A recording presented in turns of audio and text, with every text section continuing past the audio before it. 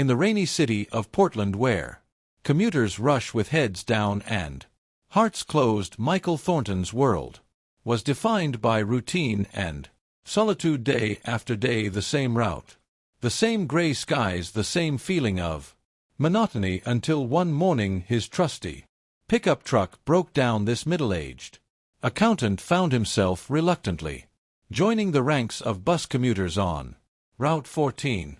That's when he noticed an unusual passenger at the back of the bus, a wild bobcat sitting calmly among the passengers as if it were the most natural thing in the world. But as Michael began to unravel the truth behind this remarkable creature, he discovered something far more profound than just a wild animal that had learned to navigate public transit. How could a wild predator navigate public transport with the same route day after day, never missing a stop and never getting lost? And where did its journey truly lead? This is the story of a man, a wild cat, and a routine journey that became anything but ordinary, a mystery unfolding on the back seat of a city bus. Sometimes the most powerful changes in our lives come not from where we're going, but from who we meet along the way. Before we start, hit the like button and make sure to subscribe if you haven't, and hit that notification bell so that you won't miss any new stories. The world outside Michael Thornton's apartment window was a sheet of gray. Rain pounded against the glass, and he sighed as he drained the last of his coffee. 43 years old, with salt and pepper hair and perpetually tired eyes, Michael had never considered himself a bus person. His trusty Ford pickup had been his companion through 15 years of commuting to the accounting firm where he worked in downtown Portland, Oregon. But yesterday the Ford had finally given up a transmission problem, according to the mechanic at Pete's Auto Shop. 2 weeks minimum, Pete had said, apologetically wiping grease-stained hands on an equally dirty rag. Parts are backordered all the way from Detroit. So here Michael was checking his watch for the third time in 5 minutes, dreading the unfamiliar commute ahead. Route 14 every 30 minutes with a transfer downtown. His colleague Alice had explained it all to him with the enthusiasm of someone who'd never owned a car, drawing little diagrams on a post-it note that now sat crumpled in his pocket. The rain was unrelenting as Michael rushed to the bus stop, his leather shoes already soaked through, his umbrella straining against the wind. The bus, 10 minutes late, finally wheezed to a stop. Michael climbed aboard, fumbling with unfamiliar bills as he paid his fare, feeling the eyes of regular commuters sizing him up as a newcomer. He found a seat halfway down the aisle and took out his phone, determined to lose himself in emails rather than acknowledge this temporary humiliation. His first day on public transit passed in a blur of inconvenience, missed connections, crowded aisles, and the persistent smell of wet clothes and too many bodies in too small space. Tomorrow, he promised himself as he finally unlocked his apartment door that evening, I'll call a rental car company. But the rental agencies were booked solid. A convention in town, a helpful but unsympathetic agent explained, and so the next morning Michael found himself trudging back to the same bus stop, his mood as dark as the overcast sky. The bus arrived late again, and Michael boarded with resignation. He had just settled into a seat when something caught his eye. At first he thought it was someone's unusual bag, or perhaps an oversized stuffed animal, but as his eyes adjusted to the dim light at the back of the bus, he realized he was looking at a bobcat, an actual bobcat, tawny fur with dark spots, distinctive pointed ears with black tuss, and a short bobbed tail. It sat quietly in the far corner of the bus, partially hidden behind the last row of seats. Michael blinked hard, certain he was hallucinating. He looked around at the Other passengers about a dozen people, most with headphones on or faces buried. In their phones no one seemed concerned about the wild predator in their midst. "Excuse me," Michael whispered to an elderly woman seated across from him. "Do you see that at the back?" The woman, perhaps in her 70s with carefully coiffed silver hair, glanced up from her crossword puzzle. "Oh, that's just Rusty," she said matter-of-factly, then returned to her puzzle. "Just Rusty." Michael stared at her, then back at the bobcat. Now that he looked more carefully, he noticed the animal wore some kind of collar, a thick band around its neck with what appeared to be a small box attached, a tracking device for the remainder of his ride. Michael couldn't take his eyes off the creature. The bobcat remained still, occasionally scanning the bus with alert yellow eyes, but otherwise seeming perfectly at ease. When the bus approached the stop before Michael's office, the bobcat stood stretched in a decidedly feline manner and padded to the rear exit door. When the bus stopped, the animal slipped out before anyone could react. Michael watched through the window as the bobcat trotted purposefully down a side street and disappeared from view. "Did that really just happen?" he asked aloud, not particularly addressing anyone. A young man with a beard and flannel shirt looked up. "First time seeing Rusty, huh?" "Yeah, he rides this route pretty regular, but it's a wild animal," Michael protested. The young man shrugged.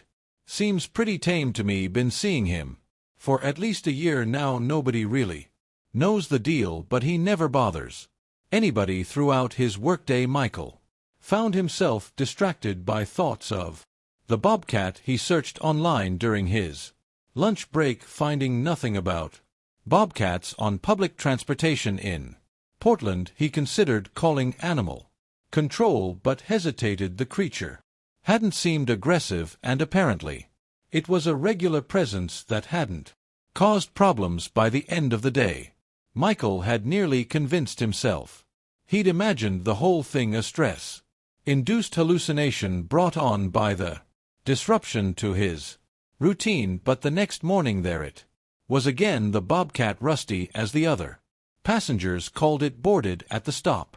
After Michael's settling into the same back corner again, it departed 2 stops before Michael's destination.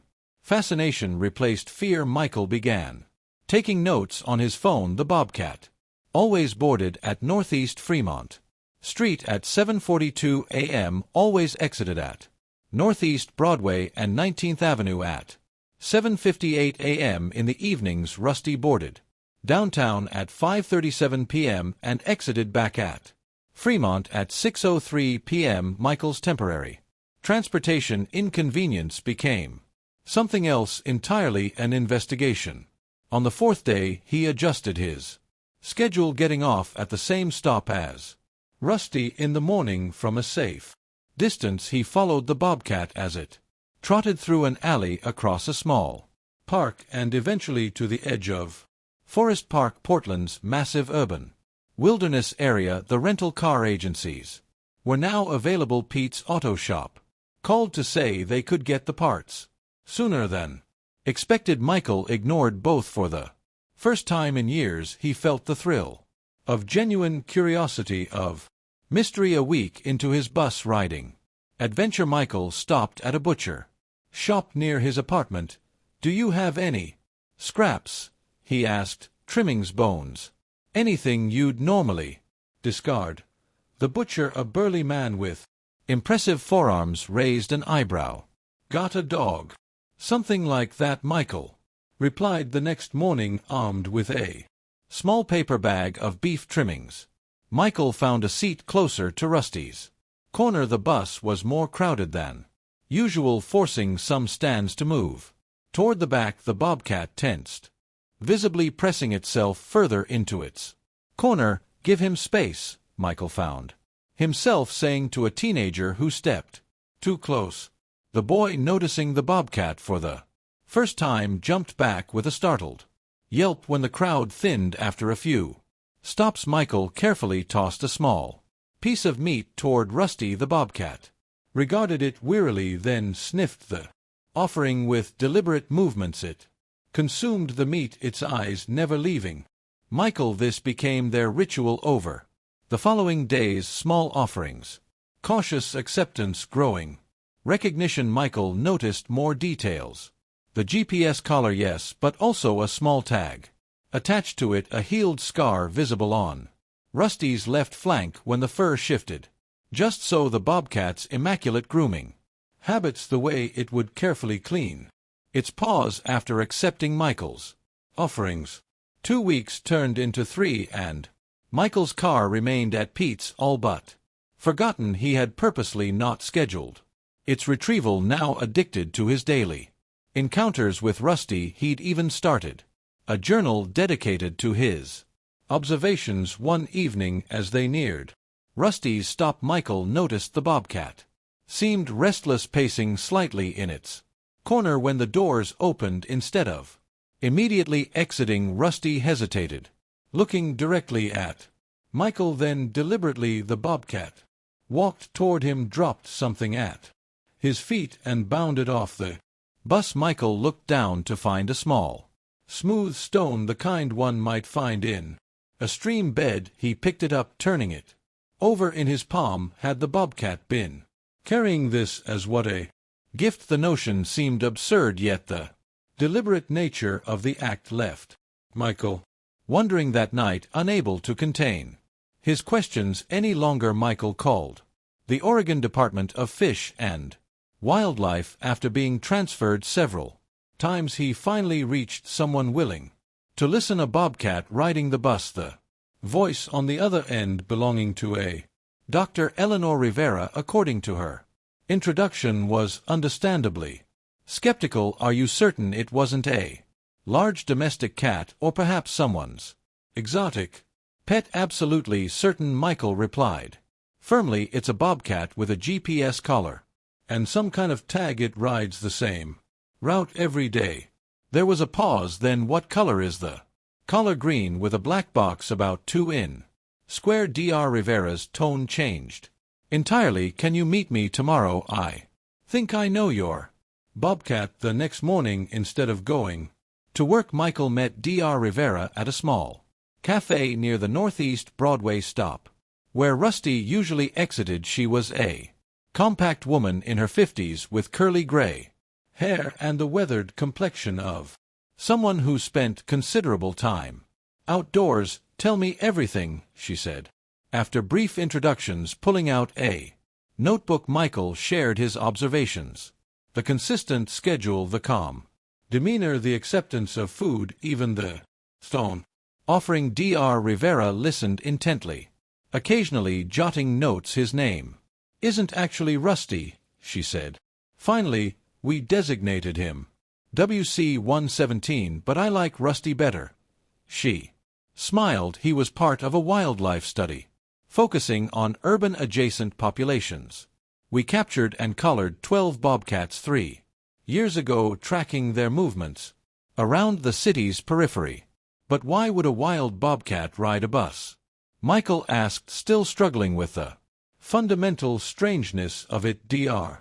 Rivera's expression grew more serious. About 2 years ago, WC-117, Rusty Dash, was hit by a car, not severely, but he sustained injuries to his left hip and hind leg. A good Samaritan brought him to our wildlife rehabilitation center. We treated him, but during his recovery something unusual happened. She sipped her coffee before continuing. One of our wildlife rehabilitators, Maria Contreras, had been pioneering some controversial techniques for helping injured predators adapt to urban environments rather than trying to relocate them to increasingly shrinking wild habitats.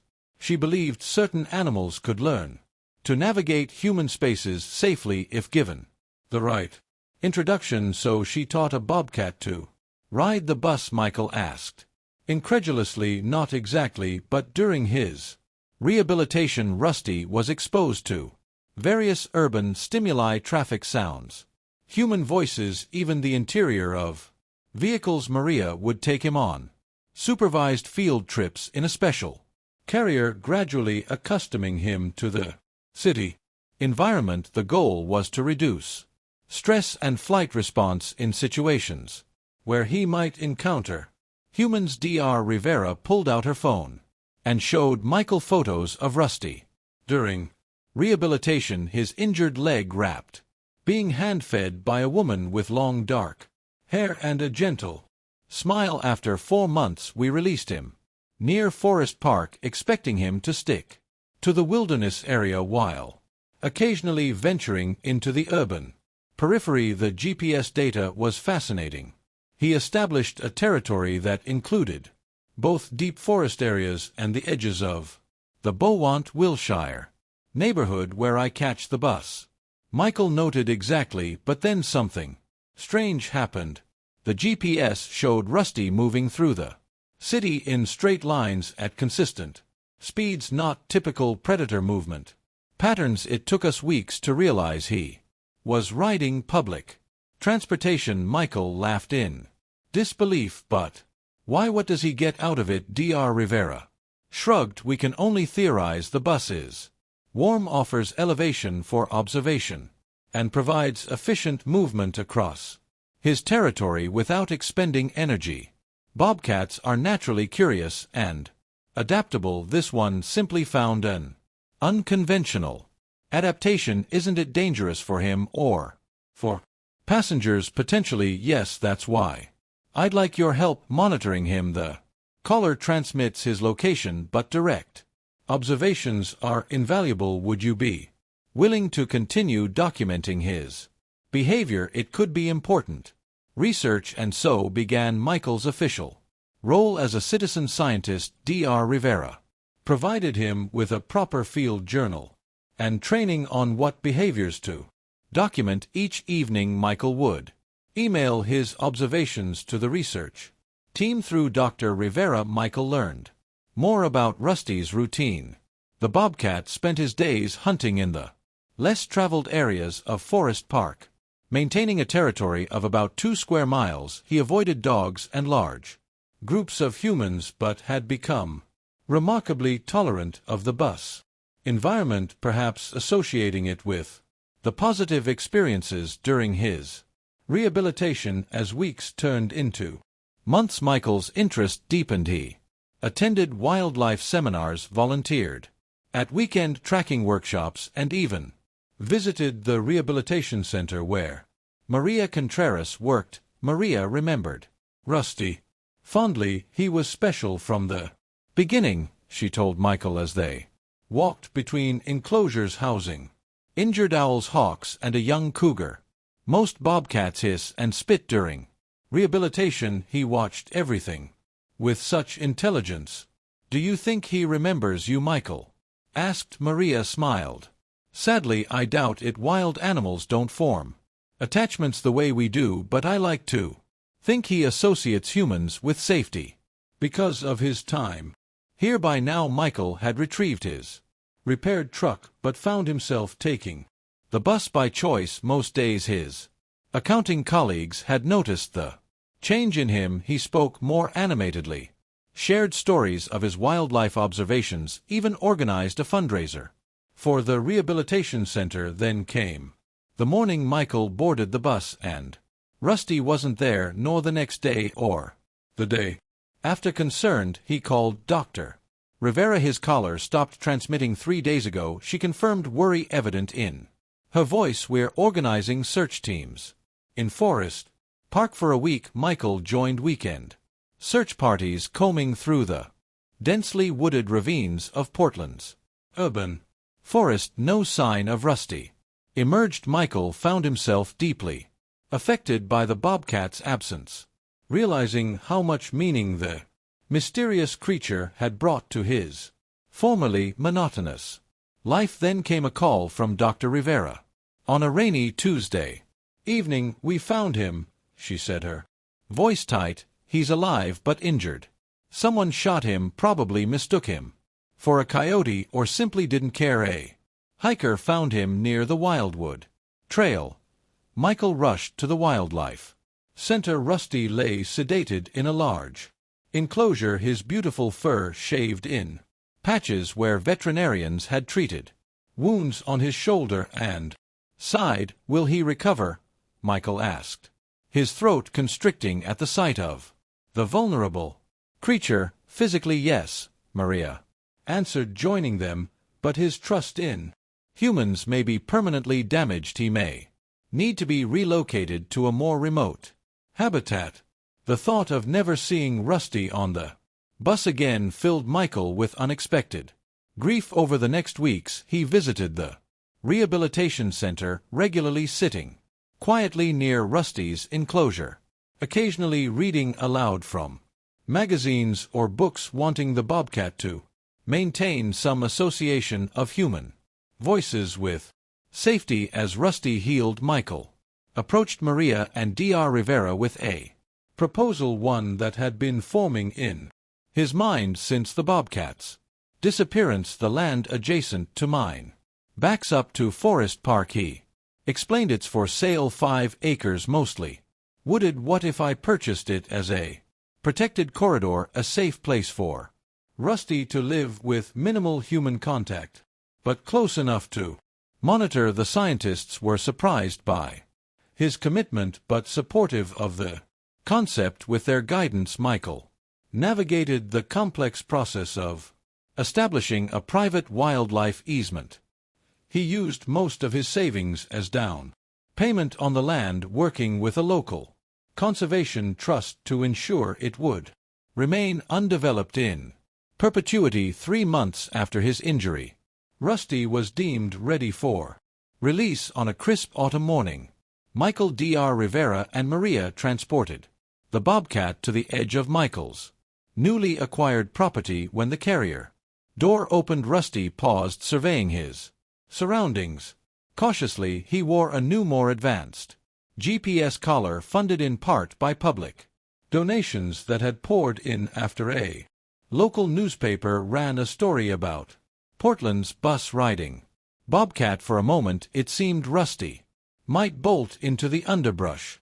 Instead, he turned and looked directly at the 3 humans. His gaze lingered longest on Michael before he calmly padded away into the dappled forest shadows. In the months that followed, Rusty's GPS data showed him establishing a new territory that included Michael's protected corridor. Trail cameras captured images of him looking healthy and alert. Occasionally, Michael would glimpse him at dawn or dusk, a fleeting shadow moving through the trees at the edge of his property. But the most remarkable development came 6 months after Rusty's release. Michael was waiting at his usual bus stop one morning when he felt a prickling sensation on the back of his neck, the unmistakable feeling of being watched. Turning slowly, he saw Rusty sitting at the edge of the wooded area across the street, observing him with those same intelligent yellow eyes. When the bus arrived, Michael boarded as usual. Through the window, he saw the Bobcat cross the street and, to his astonishment, hop onto the bus through the rear door. When a group of students exited, Rusty made his way to his old corner seat as if he'd never been away. The other regular passengers noticed, and a murmur of excitement spread through the bus. "Rusty's back," someone whispered. The driver, catching sight of the Bobcat in his rear-view mirror, simply shook his head with a smile. 2 stops later, Rusty exited at his usual stop, disappearing once again into the urban landscape. The pattern continued, not daily as before, but once or twice a week. Rusty would appear at the bus stop and ride his old route. Dr. Rivera theorized that the Bobcat now primarily hunted in the protected forest corridor, but occasionally made social visits to his former urban territory. The story of Portland's bus riding Bobcat eventually reached national news. A children's book author created an illustrated story, Rusty Rides the Bus, with proceeds benefiting wildlife rehabilitation. Local businesses began displaying Rusty Friendly Zone stickers, indicating their support for urban Wildlife.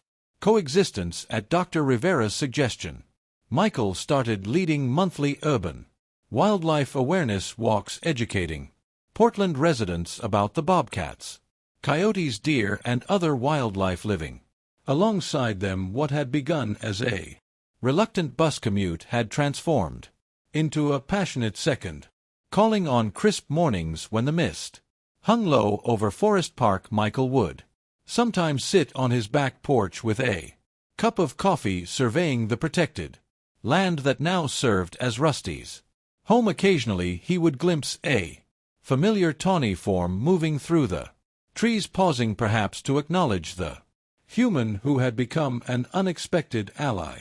In those moments Michael reflected on how an inconvenience, a broken-down truck, had led him to discover a hidden world existing alongside his own, a parallel life full of wonder and connection he might never have known. And in the quiet dawn, man and bobcat, separated by species and experience but united by mutual respect, could share, however briefly, the same small corner of a complex world. In saving Rusty, Michael had found something he hadn't realized was missing: purpose beyond the confines of his accounting ledger's connection to something wild and true. And Portland had gained something too, a living reminder that even in the heart of the city, wonder waited for those willing to look up from their phones and truly see the extraordinary in the ordinary. And sometimes, if you were lucky, that wonder might sit quietly in the